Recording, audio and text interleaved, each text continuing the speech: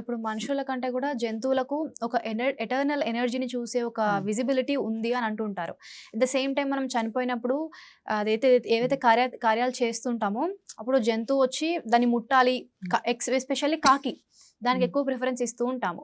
So నిజంగానే జంతువులకు ఈ ఎటర్నల్ ఎనర్జీస్ని కమ్యూనికేట్ అవ్వడం కానివ్వండి, చూడడం కానివ్వండి, ఇవన్నీ జరుగుతుంటాయా? జరుగుతాయి. వాటికి క్లియర్ వాయిన్స్ యాక్టివ్గా ఉంటుంది.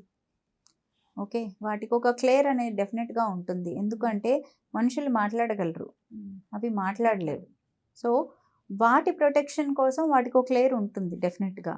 ఆ క్లియర్ ద్వారా అవి ఆ వాటితోటి కమ్యూనికేట్ అవుతాయి. ఇప్పుడు ఎవరైనా చనిపోయే ముందు మీరు వింటారు, కుక్క ఏడుస్తుంది, ఓకే, మోన్ చేస్తుంది, బాగా ఏడుస్తుంది.